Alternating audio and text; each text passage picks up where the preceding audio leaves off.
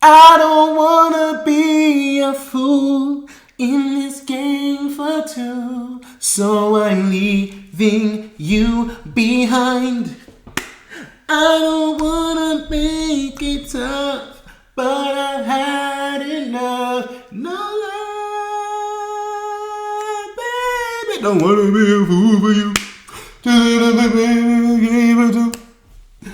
You may hate me, but it ain't no lie. Bye, bye, bye. I wanna make it tough. I just wanna be to the head enough. You sound crazy, but it ain't no lie. Bye, bye, bye. Look, man, y'all say what y'all want. As many problems and discombobulation and commotion that this movie is causing in the movie world right now, that opening scene was amazing. And shout out to the dancer, not Ryan Reynolds, because apparently there was a dancer actually doing those moves. He felt every bit of that performance, and bravo to you, sir. But look, this is a spoiler-filled review, so if you have not seen Deadpool and Wolverine, go do so, because it is worth watching. But at the same time, we got spoilers to talk about because there are problems with this movie. Now, let's get into it. Deadpool and Wolverine.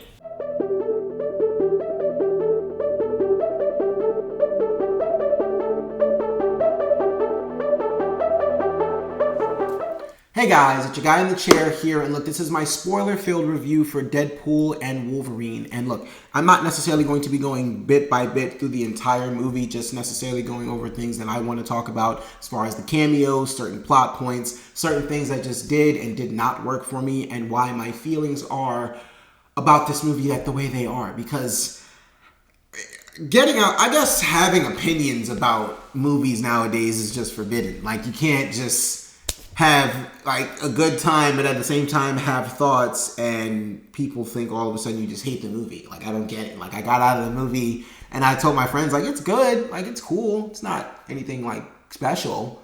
I mean, it is special because you get to see Deadpool and Wolverine on the screen, on the big screen. But like, as far as like ranking all-time comic book movies or even Marvel movies, it may be in my top 10, but that might not be at the same time.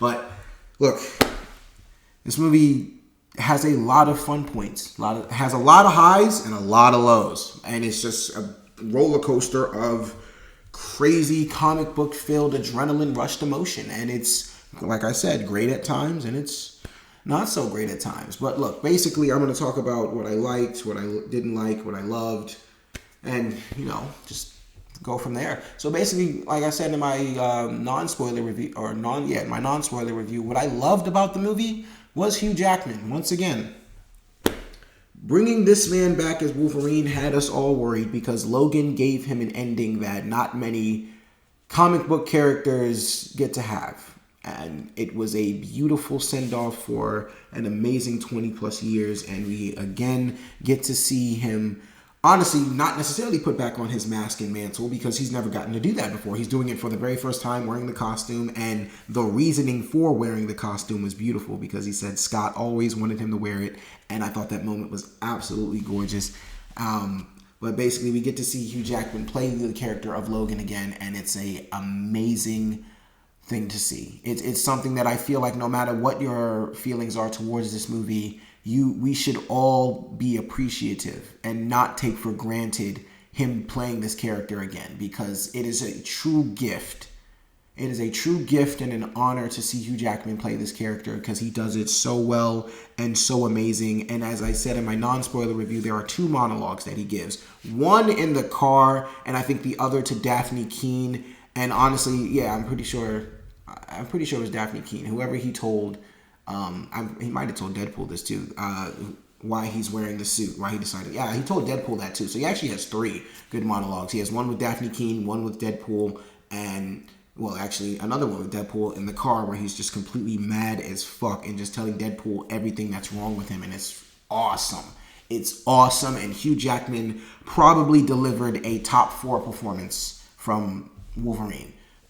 Personally, I say Logan for sure. Logan for sure is better. Days of Future Past. Personally, I'm going to pick X-Men 2 over this one, performance-wise, just because you got Stryker and everything, and he was very adamant on, being angry at Stryker. And X-Men 2 is kind of it's definitely a better movie. But I'm gonna be kind of biased there. You could flip flop. You could there's a definite debate there if this performance is better than his X-Men 2 one. Personally, thinking about it possibly is. So this is possibly a top 3 performance that Hugh Jackman has given as Wolverine, but it is a beautiful one. Once again, and a tremendous send-off, and they did not tarnish his legacy whatsoever. Like I said, that opening scene will possibly go down in one of the greatest opening scenes in cinema history. No lie. Bye. And I did want to talk about how they brought Logan back, and essentially his entire legacy was not tarnished. I actually thought it was brilliant the way that they put him together. So of course, if you've seen the movie, the Logan that the Logan/Wolverine that died in the movie Logan was the anchor point, or the main person who Deadpool's universe is built around. And basically, once he died, they need another Wolverine. Well, Deadpool immediately thinks all right, I need another Wolverine to be here. And basically, he'll be our anchor point. And Matthew McFadden delivers this line perfectly. I literally would have taken any other Wolverine, including Henry Cavill's Wolverine, that was a very good cameo as well. I would literally take any other Wolverine, but you bring me the worst one. And like I said, that builds upon the performance that Hugh Jackman gave. Because for this one to be the worst Wolverine, the performance that follows is one that just completely, like I said, possibly could be top 3. It's a masterful performance from Hugh Jackman. Loved how they brought him back, and I love the search for the Hugh Jackmans, the different versions of the Wolverines. We got to see the suits and the midget Wolverine. That was hysterical. But the search for Wolverine, how they tried to bring him in, how they honestly, the journey they go on throughout trying to save the universe, how Deadpool's trying to motivate Logan however he can, how Logan starts to grow some sort of heart for Deadpool after a while. Their relationship is literally straight from the comics, and it's very cool to see these two grow throughout the movie. It's very beautifully done.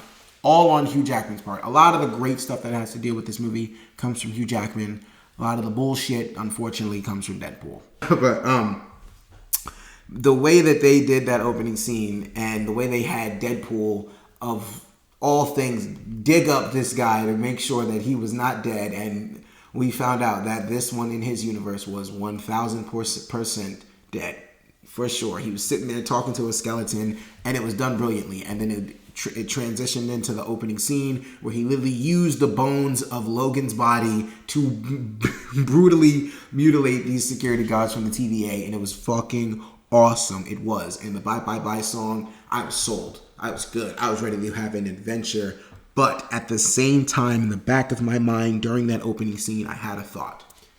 And it mainly started to shift because of the opening credits. But I had a thought that this thing feels different than the other Deadpool movies. It feels a little more free. Like someone has a lot more freedom to make choices about this movie. And then there it was. Ryan Reynolds' name popped up on the very top of the writing credits. Basically, depending on who has more say-so in the writer's room gets, put in that order. Ryan Reynolds is at the top. It explained everything. That's when I started to get a little worried, because then the movie continued. And throughout the movie, look, I understand that Deadpool is the merc with the mouth. I understand that he is supposed to be a very annoying character, somebody who people find obnoxious, and he just talks way too damn much. But the first two Deadpool movies found a way to definitely balance that so much better than this one did.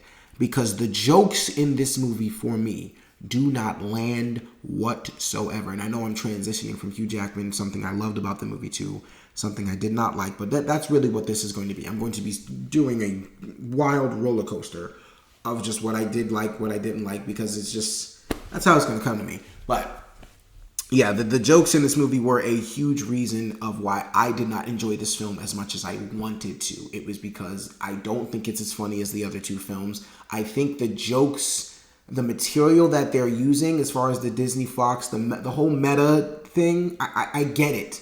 Some of the jokes are funny in the beginning, but as you go throughout the movie and they're just continuing to beat it over the head and just really just overdo it, it just gets annoying after a while. It's like, okay, we get it. And then you have some of the sex jokes, which of course are hysterical at some point in time. Some of them are very witty, clever. Some you have to think about for a minute to think of what he really said, and then you'll get it and it becomes funnier.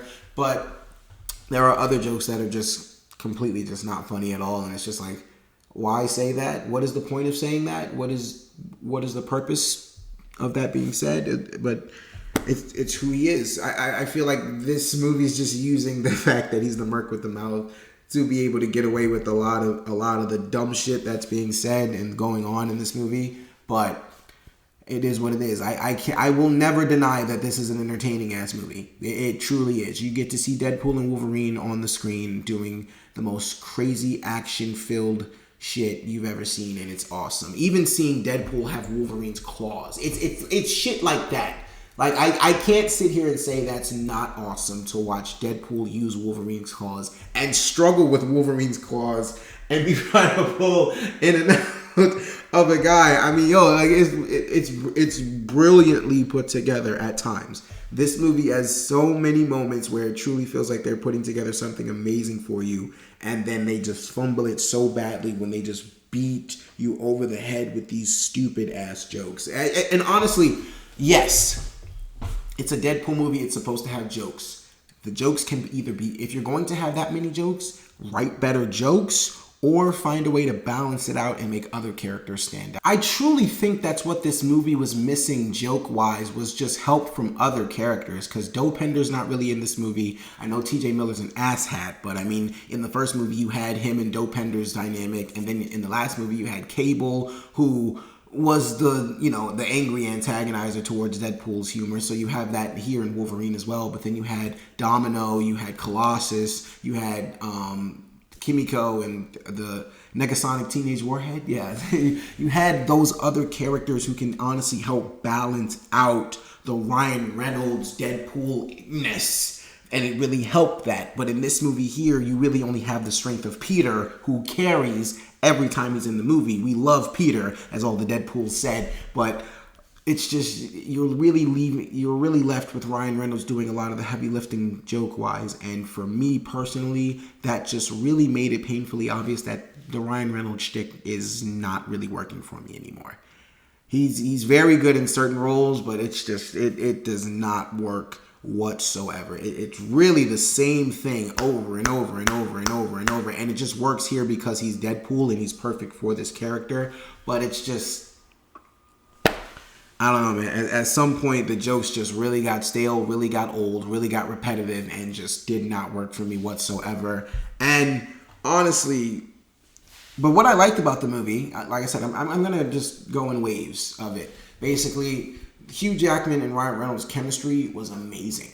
Their chemistry was off the charts. And one of the best action sequences in the movie came from the car scene.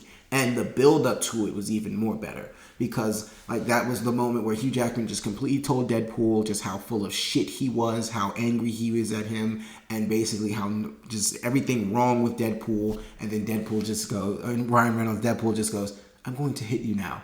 He just laughs and goes, "What?" And they just get into the most insane fight whatsoever. And those are one of the moments that are completely just pulled off the comic book strip. Like literally everything that has to deal with their chemistry in this movie is pulled right from the comics. And that's what you want to see as a comic book lover and a comic book moviegoer. You want to see scenes that remind you of things that just look fresh off the page. And this movie has many moments like that, mainly in the action sequences. Matthew McFadden as, I think he was, I forgot what his character's name was. It was like Preacher or something. I forgot. It wasn't Preacher. But whatever his name was in this movie, he did a good job. He did a really good job. I thought his character was really good as the antagonist. I loved Emma Corrin, though. Emma Corrin was amazing as Cassandra Nova, and she will now be the poster child for plot armor as far as I'm concerned, because they had to dial her powers all the way back towards the end of this movie. They let her show out in the beginning, but they had to make sure they turned those powers down because they knew this girl could possibly destroy a universe with the snap of her fingers. She was so great as Charles Xavier's sister. The other things I really wanted to talk about in this movie, or in this spoiler review, were the cameos. And for me personally, two of the cameos, Johnny Storm, Chris Evans. The Chris Evans Johnny Storm one was brilliant. And again, this is a testament to how brilliant this movie has moments. Oh my goodness, I can't get my words together. How brilliant that this movie has put together some moments of just comic book greatness.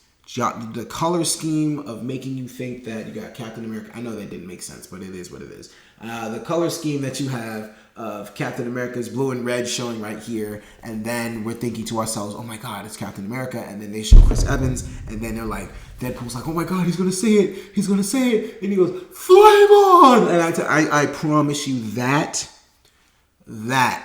gave me absolute goosebumps and chills. That is one of the best cameos ever done in a comic book movie. I lie to you not. The second most, I'll say, underrated, because I don't necessarily think, I hope this thing gets appreciated, but honestly, to have this as one of the cameos was completely just mind-blowing. Like, I never would even think that this would have happened in this movie, but Wesley Snipes as Blade had me wanting to give that a standing ovation. Wesley Snipes as Blade showing up in this movie honestly gave this movie a whole nother gear of fun that it definitely needed. And Wesley Snipes, like I said, everybody, like I said in my non-spoiler review, everybody that shows up in this movie is having a ball. And that's all that matters at the end of the day, that they're having fun doing what they love. But, I mean, there's problems, with the movies regardless, but it doesn't matter. But no, Wesley Snipes was having so much fun. And okay, I do have to point out what he said, that there's only one Blade. Look, I'm not necessarily sure if that's still a part of the whole Ryan Reynolds jokey joke shtick thing, or if that just means like they're trying to tell Kevin Feige, yeah, you can't mess with the Blade thing. But Blade needs to be made. We need to figure something out, because y'all are holding Mahershala Ali up from doing other projects, and we need to see that man immediately. I'm not necessarily sure what that line was supposed to mean, but I mean, as of right now, there is only one Blade, and it was a badass line to say, but it had me a little worried, because I am waiting on that rated R Mahershala Ali Blade. I will be very disappointed if it is not Mahershala Ali playing Blade, but we will see what happens with that. But regardless, Blade was a tremendous cameo as well, right next to Johnny Storm. The next two cameos. Okay.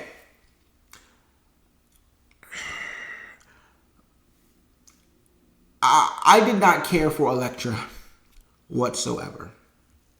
And I get it. And honestly, the way that the Void was set up, to where you have all the losers, the washouts, the people that everybody forgot about, I loved how that was set up, because that gave the cameos and the characters that showed up in the movie purpose and meaning for being there. I liked how they did that, and it made sense why Elektra would be there.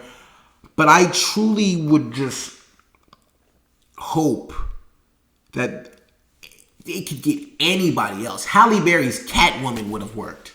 I don't even know if that was Fox or not, but Halle Berry's Catwoman would have worked. I don't know why we couldn't have got Halle Berry as Catwoman. That would have been tremendous. Elektra, that's one of the worst cameos ever. I'm sorry, just for me personally. And it has nothing to do with Jennifer Gardner, because actually, I like Jennifer Gardner in the Daredevil movie as Elektra. It's just the Elektra movie. No. And I do like Jennifer Gardner. I have nothing against it. 13 going on 30. Chef's kiss. She is amazing. Jennifer Gardner is great. But Elektra, no. One of the worst cameos ever. Felt nothing. And all of her moments, did not care for them whatsoever. And that's just me personally. That's just a gripe I have. It gave me nothing. I felt absolutely, it felt honestly just like John Krasinski showing up as Mr. Fantastic. I felt nothing. Absolutely nothing seeing that. And in the last cameo, that personally I was disappointed by. Now look, it was Channing Tatum's Gambit. I'm just going to put it out there. Look, and that's a cameo that I was honestly anticipating and getting excited for, because I wanted to see Channing Tatum as Gambit. I was a huge Channing Tatum fan as a kid. Literally anything Channing Tatum touched, I thought was solid fucking gold. And I wanted to see him as Gambit, one of my favorite, which Gambit is my favorite X-Men, and I was going to be able to see one of my favorite actors play Gambit. I was through the roof, and then that movie got canceled. I was heartbroken because Channing Tatum never got the moment to play it, so I was really anticipating seeing Gambit on screen here. The accent that he used was ridiculously stupid, and before y'all start yelling at y'all screen saying that was supposed to be a joke, that was a part of the whole shtick, let me just get this off my chest. Because, yes, I understand that they even pointed out in the movie that Deadpool made the joke about who is your dialect coach, the minions, why do you have this accent, what are you saying? I get it.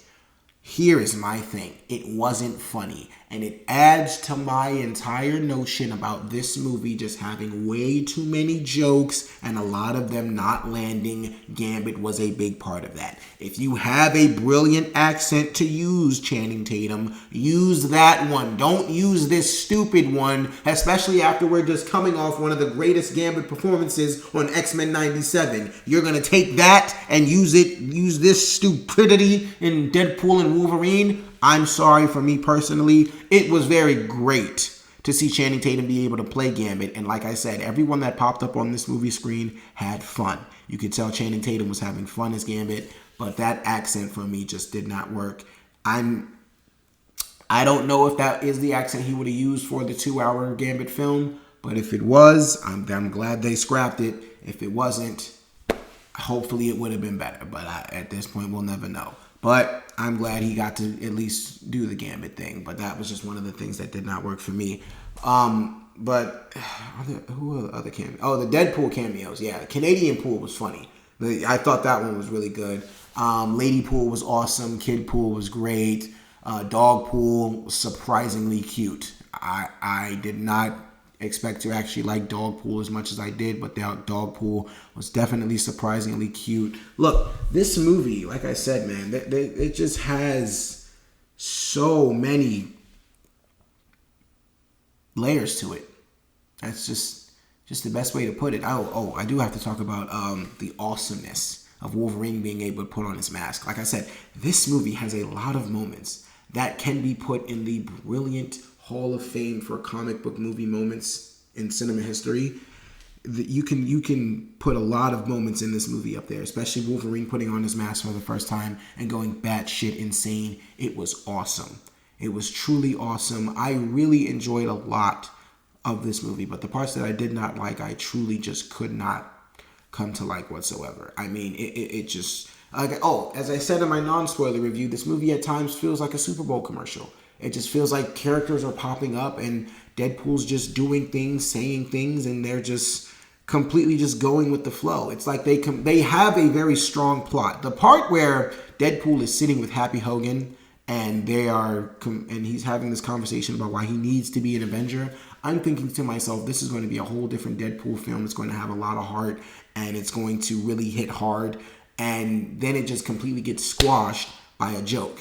And it's probably followed along by like 4 or 5 of them. And it just really wipes away the emotional moments. It's like there were so many good moments in that conversation between Deadpool and Happy Hogan, or Wade and Happy Hogan, you could say.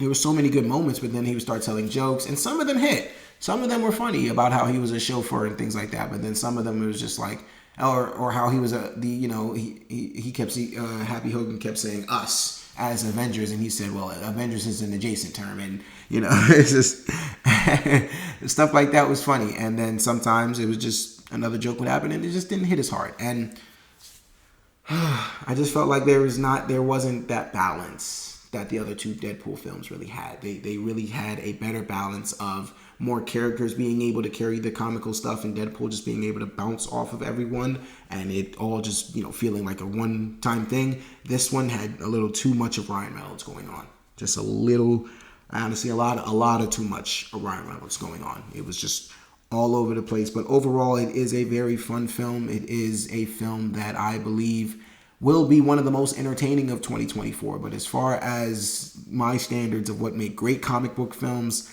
it's missing damn near everything else. It has humor and entertainment, and that's honestly what a lot of people only need to have a great time at the movie theater. But when you're talking about the greats, when you're talking about the HOFs, the big dogs in comic book history, the story, the emotion, the heart, they are a little more powerful and they really stick to you, and the story kind of ties together. This one really has a plot and it presents to you a story, but then it gets rid of that and just decides to do a bunch of jokes, cameos, everything you really came here to see, which of course there's nothing wrong with that. It's just, that's not appeasing to me. You know, I mean, look, I am here to have a great time. I am here to turn my brain off and watch comic book madness go on in front of me, but it's just at some points that madness was really stupid and I just was not the biggest fan of it.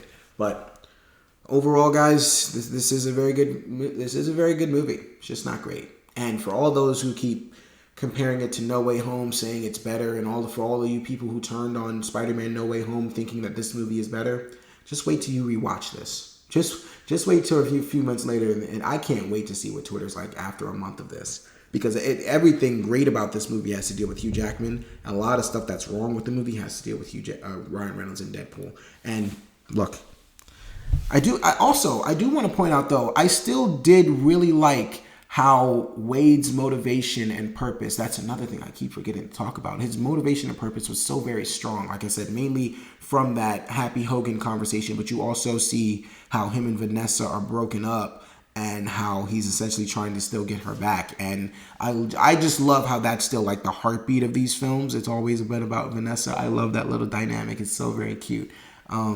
But then, like I said, it's just other part. I mean, I don't have to focus on negatives. That's a positive. But I gave the movie a 3.25 out of 5. I still feel that way just because, like I said, the jokes really just didn't do it for me. At times, the plot, they just throw it away and just decide to do literally whatever comes to mind. And sometimes it works, sometimes it doesn't. But it's just truly not put together very well. There are a lot or a good amount of brilliant moments followed by a lot of stupid stuff.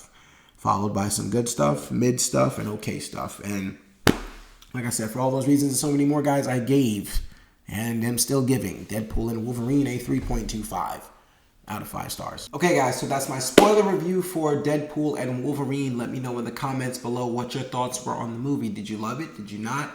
Just be honest and be respectful because it's just a movie and we all are indebted to our own opinion. But look, guys, thank you so much for watching. I do appreciate it. Be sure to like, share, subscribe, all that good stuff and so much more. Look, this is your guy in the chair. More content coming to you soon.